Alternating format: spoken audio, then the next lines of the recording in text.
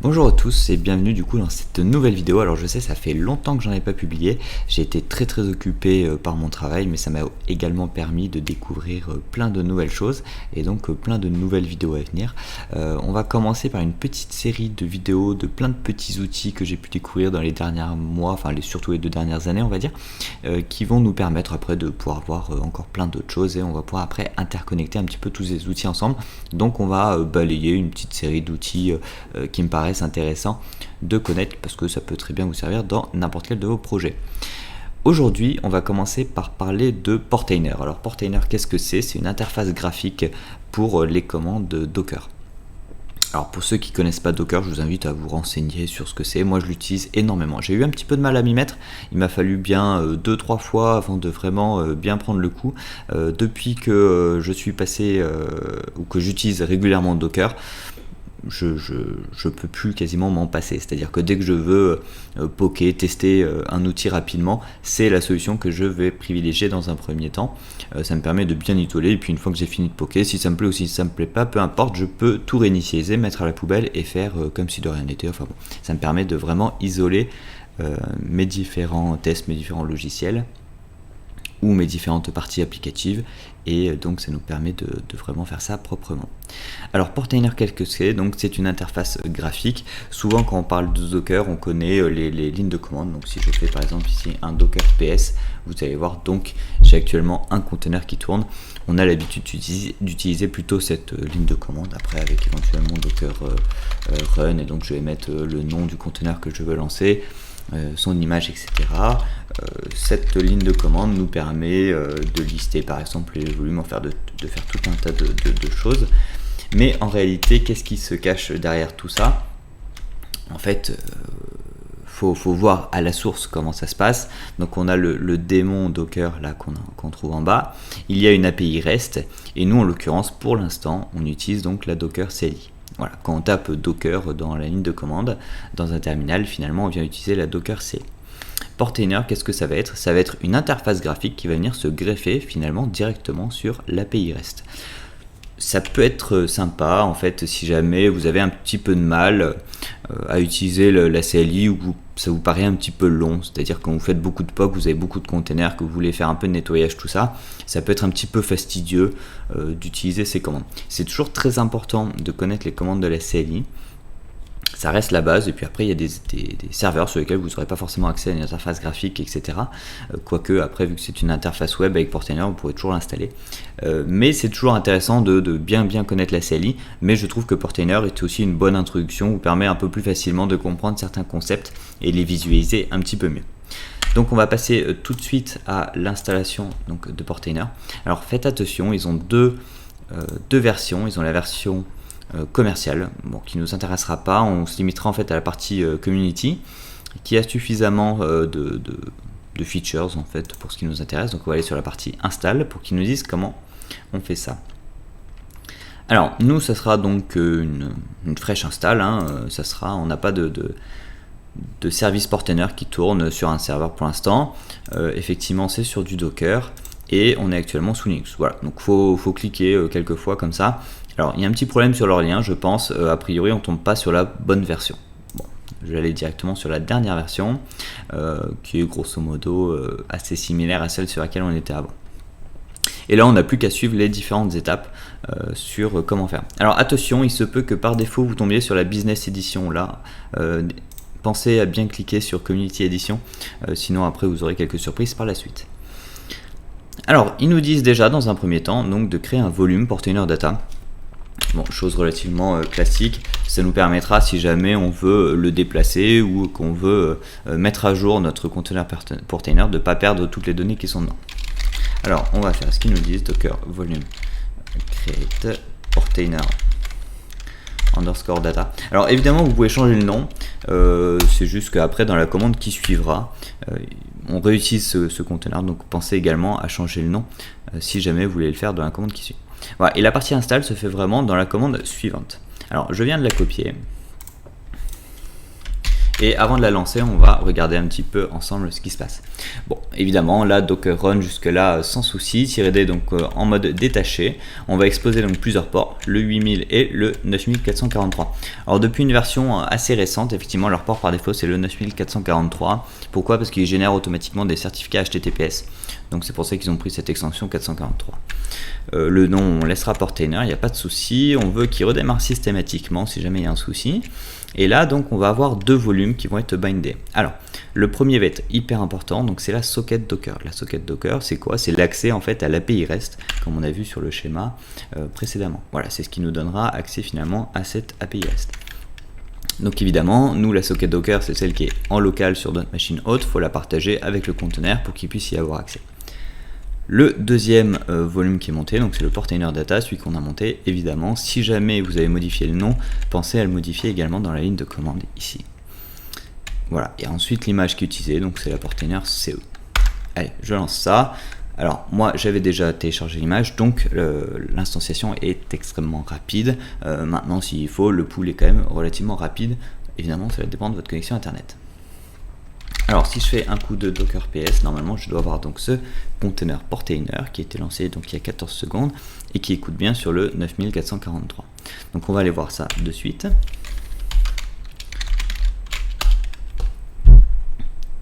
Voilà, alors vu que ce sont des certificats auto-signés, vous allez avoir un avertissement comme quoi ce sont donc il n'y a pas eu d'autorité de certification pour ces certificats.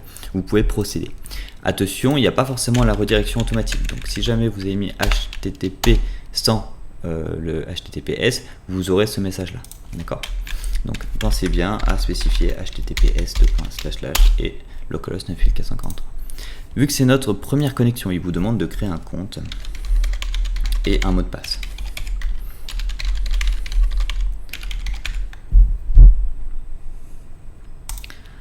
Voilà. Après, donc, la première configuration va vous demander aussi sur quelle socket finalement vous voulez vous brancher, sur quel démon Docker. Parce qu'en réalité, ça on le verra un petit peu plus tard, vous pouvez vous connecter à plusieurs machines avec une seule interface. Donc nous en l'occurrence on va utiliser le démon qui est en local. Donc on va juste lui dire effectivement tu prends ce qui est en local là où Portainer est déjà en train de lancer. Quand c'est comme ça, donc là on le voit ici, va run docker sock, ça correspond à la socket qu'on lui a passée en volume. On arrive donc directement, il arrive à trouver, il n'y a pas de sécurité en fait à ce niveau là vu qu'on est en local, il détecte directement cet environnement là. Si on va dessus, on va avoir accès à un certain nombre de choses. Très rapidement, je vous montre ici, on va avoir accès notamment au container. Donc en fait, ici, Portainer Duplicati revient exactement à la même chose que quand on faisait un Docker PS. Voilà, on retrouve exactement la même chose. Alors, je vais repartir du début, je vais vous montrer un petit peu l'interface. Donc ici, en page d'accueil, on va tomber sur nos différents environnements, ce qu'ils appellent les différents environnements. Je vais vous montrer après comment est-ce qu'on peut en rajouter un et à quoi ça peut servir. On va avoir donc dans le dashboard, sur un environnement sélectionné, donc là on est sur l'environnement local, un petit résumé de ce qui se passe. Donc on en a deux containers, deux qui sont running, voilà, ils sont tous en bon état, il n'y a pas de souci, le nombre de volumes qui sont créés, les images qu'on a, etc. Ce sont en fait des raccourcis vers le menu sur la gauche. Alors, on va aller dans l'ordre. Il nous propose des app templates. Les app templates, c'est quoi? C'est des Docker Compose qui sont déjà préconfigurés, qui vous permet en fait de tester des choses relativement rapidement. Admettons, on souhaite tester Kadi, c'est un serveur web qui fait du HTTPS automatiquement, qui est très très sympa. Peut-être que je ferai une vidéo dessus plus tard. Sinon, GraphiCart, on a fait une récemment qui est très très bien également. Vous avez juste à lui donner le nom, lui mettre éventuellement les options que vous voulez. Et en fait ça va se baser sur un Docker Compose qui est déjà écrit, ça va vous l'instancier très rapidement. Ça permet de poker très rapidement certaines choses. Maintenant forcément il faut que le template existe. C'est pas une fonctionnalité que j'utilise beaucoup, mais si jamais vous voulez aller regarder ce qu'il y a, donc il y a quand même pas mal de choses. Si vous voulez lancer une base de données très rapidement, voilà, vous en avez quelques-unes. Pareil, il y a du Jenkins, enfin voilà. Il y a quelques projets sympas que vous pouvez poker très rapidement comme ça. La partie stacks. Donc la partie stacks concerne en réalité tout ce qui a été lancé avec Docker Compose. Vous avez deux possibilités. Soit de voir les stacks qui ont été lancés avec Docker Compose à la main. Dans ce cas-là, vous verrez que c'est marqué comme étant limited. Donc vous n'aurez pas tout le contrôle dessus. Malgré tout, vous voyez ce qu'il y a dans cette stack. Donc ça permet de lister juste les containers qui font partie de cette stack, ça peut être intéressant. Sinon vous pouvez la créer directement depuis l'interface, soit en chargeant un fichier, donc un fichier Docker Compose, à partir d'un dépôt Git, ou alors écrire votre fichier Docker Compose directement dans l'interface. Dans la partie container, comme on l'a vu tout à l'heure, ça va vous résumer en fait tous les containers que vous avez. Je vais m'attarder un petit peu plus sur cette page là. Contrairement à ce qu'on a vu dans les stacks, là vous avez vraiment tout. Les stacks vont finalement être la même interface, mais filtrés sur ce qui est dans un seul Docker Compose. Donc pour chaque conteneur, vous avez donc son nom, son état, si jamais il est coupé, enfin voilà, après vous avez quelques actions rapides, vous pouvez le couper, redémarrer, le supprimer complètement, voilà. Donc ça peut être pratique, comme je disais tout à l'heure, si vous voulez faire du nettoyage, hop, vous sélectionnez tout, vous filtrez sur tous ceux qui sont coupés, vous sélectionnez tout, vous supprimez, ça permet de faire du nettoyage un peu plus rapidement qu'avec la CLI. Après, donc, vous avez les Quick Actions. Les Quick Actions, qu'est-ce que ça va être? Ça va vous permettre notamment d'aller regarder les logs rapidement. Voilà, hop. Ça vous permet aussi de les télécharger, de les copier. Vous allez avoir en fait tout le résumé de la commande inspect de Docker. Et puis en plus, ici, l'interface va être un petit peu plus sympa que ce que vous pouvez avoir en ligne de commande. Notamment, par exemple, si vous voulez, dans la partie network, vous allez pouvoir lister tous les networks qui sont utilisés, etc. etc. et notamment l'adresse IP sur laquelle tourne ce container. Ça permet éventuellement de récupérer quelques informations, notamment, moi je l'utilise beaucoup pour récupérer les adresses IP. Quand j'en ai besoin juste pour poker comme ça, c'est toujours plus sympa que de lire un énorme bloc dans la CLI. Vous avez aussi les statistiques d'utilisation. Donc si on attend un petit peu, on va voir, il va nous afficher la mémoire, le CPU qui est utilisé, éventuellement le network. Voilà, donc si vous avez un doute sur la consommation d'un container, etc., c'est assez pratique pour pouvoir le surveiller comme ça et comprendre ce qui se passe. C'est pas forcément une fonctionnalité que j'utilise beaucoup, mais bon, elle a le mérite d'exister. Ce que je vais utiliser un petit peu plus par contre, donc ça va être ici la exec console. Donc par défaut, il va vous proposer d'exécuter donc un terminal, bash ou sh. Après, vous pouvez très bien exécuter une autre commande à part entière. Et vous pouvez choisir l'utilisateur avec lequel vous vous connectez. Voilà, une fois qu'on se connecte, on a accès à un terminal et on est réellement dans le container.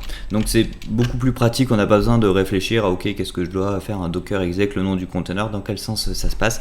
Là j'arrive directement depuis l'interface et puis j'ai accès à mon terminal, je suis dans mon container beaucoup plus rapidement. Donc ça c'est une fonctionnalité que j'apprécie beaucoup.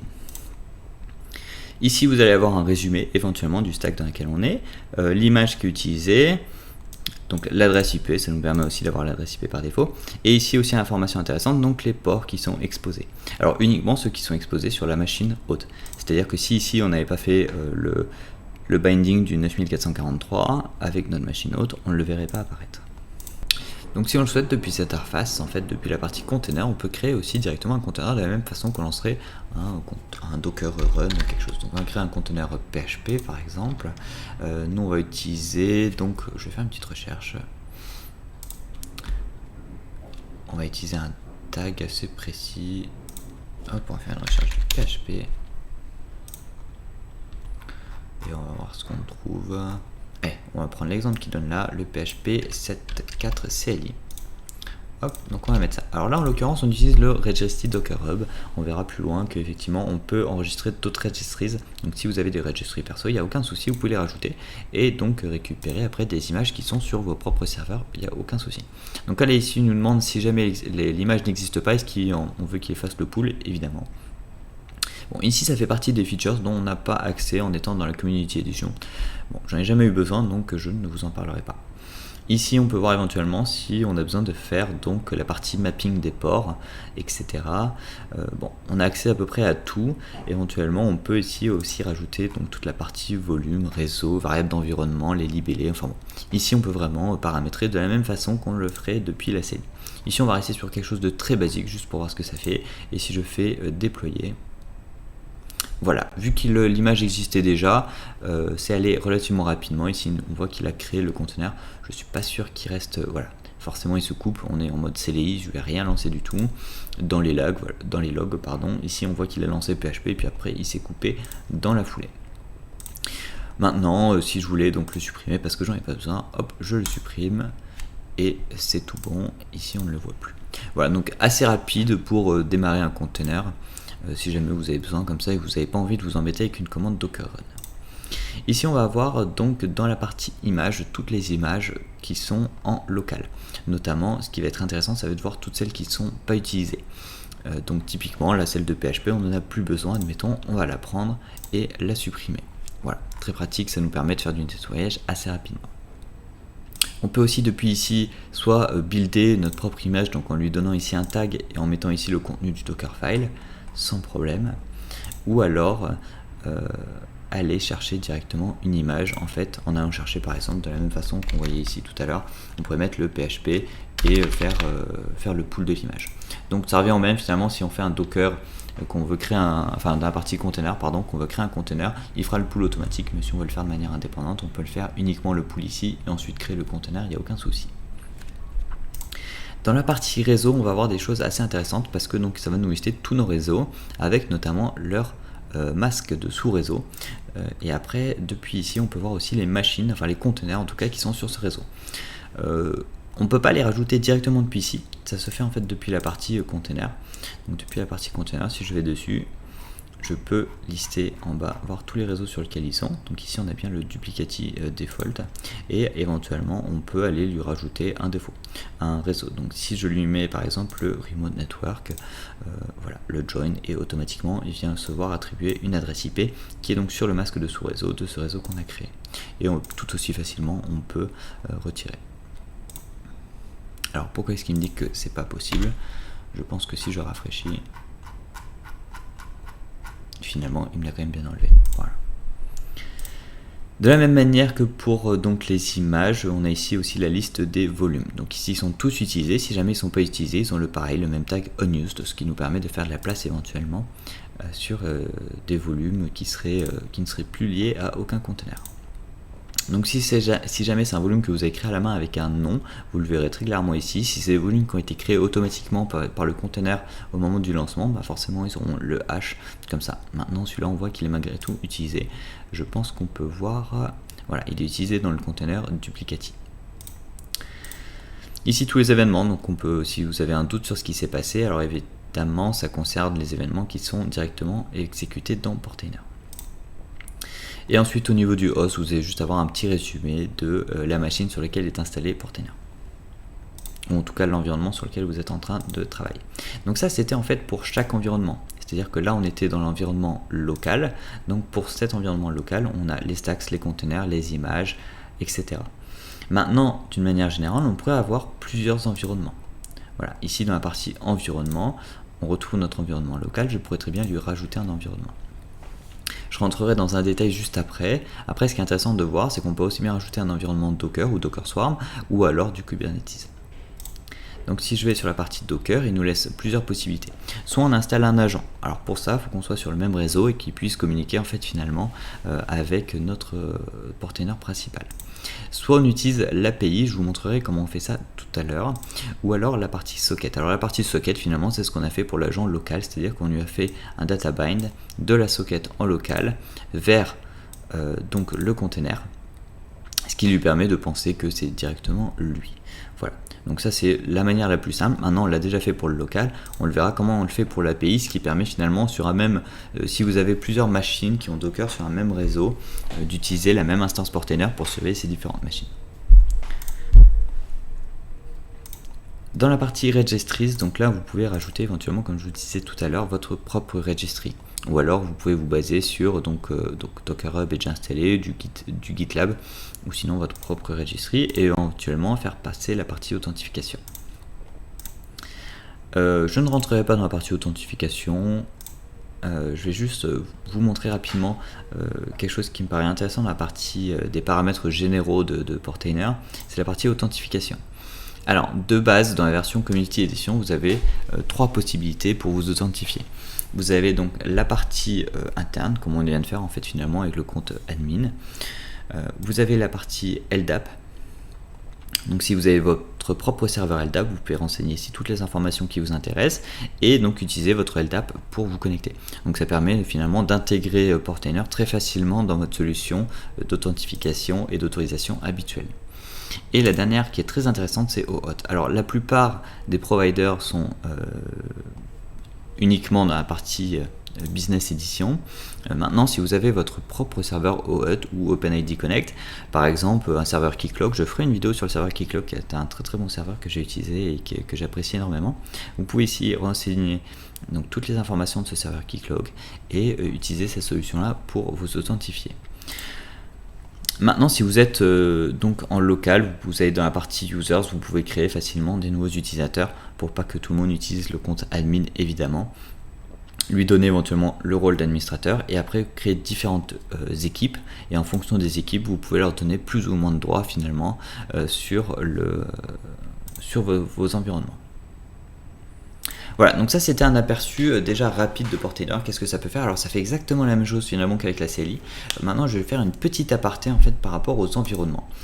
On va prendre un cas d'usage où vous avez 3 serveurs qui sont physiquement à des endroits différents, mais avec lesquels qui partagent malgré tout un réseau, que ce soit du MPLS au travers d'un VPN ou peu importe, ils partagent le même réseau. Si jamais vous voulez surveiller ou utiliser Portainer en fait sur ces trois serveurs, ou enfin 2, 3 ou plus, peu importe, vous avez plusieurs possibilités. Soit vous installez un Portainer sur chaque serveur. Ça fonctionnera très bien, il n'y aura aucun souci. Maintenant, vous n'aurez pas de vue d'ensemble de vos 3 serveurs. Et si jamais vous devez passer d'un serveur à l'autre, vous allez devoir utiliser différentes URL et différents comptes d'utilisateurs, à part si vous utilisez l'authentification LDAP ou OAuth. Et dans ce cas-là, vous aurez un seul compte. Mais bon, quoi qu'il arrive, ça sera des URL différentes, des configurations différentes. Sinon, ce que vous pouvez faire, c'est installer un serveur Portainer, comme ça, avec une interface sur un des 3 serveurs, peu importe lequel. Manager celui-ci en local, directement au travers de la socket. Et pour les autres, de les rajouter en tant que autres environnements. Alors forcément, la socket Docker de ces autres environnements ne seront pas accessibles directement, à part si vous faites un partage de fichiers, enfin de dossiers en tout cas, entre ces 3 environnements et que vous partagez la socket Docker. Enfin, cette solution-là sera envisageable. C'est pas celle qu'on va voir aujourd'hui. Moi, ce que je vais vous proposer de voir, c'est comment est-ce qu'on peut le faire en fait directement avec la partie API. Alors, je ne parlerai pas de cette partie-là parce que pour la partie API, normalement, vous n'en avez pas besoin. Ce qui peut se faire, en fait, on va l'appeler local via IP par exemple. Ce qui peut se faire en fait, c'est d'exposer votre socket Docker, votre API REST, de l'exposer au travers du protocole TCP et donc le port par défaut le 2375 sur l'interface que vous aurez choisie. Vous pouvez sécuriser aussi cette connexion au travers de certificats TLS. Je ne ferai pas la partie sécurisation, malgré tout, elle est fortement recommandée si jamais vous êtes sur un réseau sur lequel vous pouvez avoir d'autres machines, enfin en tout cas si jamais votre réseau n'est pas déjà protégé. Maintenant, si c'est un réseau VPN qui est exclusif, on va dire à nos 3 serveurs, il n'y a pas de raison qu'il y ait de risque ou quoi que ce soit, vous n'êtes pas obligé de mettre ça en place. Alors par défaut, la socket Docker n'est pas exposée. Alors comment est-ce qu'on fait pour l'exposer? En fait, il faut qu'on lui dise au démarrage du démon Docker, qu'on lui précise en fait sur quelle adresse IP et éventuellement sur quel port on souhaite exposer la socket. Ou en tout cas l'API REST. Donc ce qu'on va faire désormais, c'est modifier ce fichier qui est la configuration du service pour pouvoir lui dire qu'il faut qu'il expose notamment l'API sur l'adresse IP ou en tout cas sur l'interface qu'on aura choisi et le port qu'on aura choisi. Il faudra ensuite recharger cette configuration, redémarrer Docker pour que ce soit pris en compte. Allez, on va donc se faire ça. Donc on va faire un coup de sudo vim, donc c'est dans /lib. C'est systemd qui gère ça. Et on va éditer le docker.service. Voilà, donc là on a toute la configuration finalement de Docker, notamment la commande d'exécution. Donc c'est dans cette commande là qu'on va venir rajouter un host supplémentaire sur lequel on veut qu'il écoute, en plus de la socket habituelle. En l'occurrence, nous on va vouloir qu'il écoute sur notre interface principale, comme ça éventuellement toutes les machines sur notre réseau local pourraient venir se connecter directement à la socket. On va choisir le port 2375 qui est le port par défaut pour exposer cette API. On va donc enregistrer cette modification. Alors bien évidemment, là je l'ai fait directement dans la config du service. Vous pouvez le faire au travers d'un override ou peu importe la méthode après. Il n'y a aucun souci tant que le systemd est bien au courant qu'il faut lancer cette commande là avec ce paramètre supplémentaire. On va donc désormais recharger en tout cas notre configuration et ensuite redémarrer notre service Docker. Voilà, ça peut prendre quelques instants. Donc là, il est en train de redémarrer nos différents containers. Et puis ensuite, on ira vérifier qu'il a bien pris en compte notre modification. Donc Docker a correctement redémarré. Si je fais un coup de Docker PS, effectivement, voilà, ça fait à peu près 35 secondes que ça a redémarré. On va donc pouvoir aller voir si ça fonctionne. Ce qu'on peut faire déjà dans un premier temps, c'est essayer de faire un telnet sur donc nous-mêmes 168.1.92 sur le port 2375. Déjà, si on a une réponse, ce qui est le cas, ça paraît déjà plutôt bien parti. Voilà, on va fermer ça, on va retourner sur notre portainer, on va recharger notre container vu qu'il a été redémarré. Et on va retourner donc dans la partie environnement, ici on va venir rajouter un nouvel environnement. Donc c'est toujours un environnement Docker, pas de souci. On passera par contre cette fois-ci donc par l'API. Donc on avait décidé de l'appeler donc local via IP, et donc l'adresse IP 192.168.1.92 et le port on l'a pas changé, donc le 2375. On n'a pas mis de sécurité, en même temps on est sur notre réseau local, il n'y a pas trop de risques. Si on teste la connexion, il nous dit qu'il a bien réussi à créer l'environnement.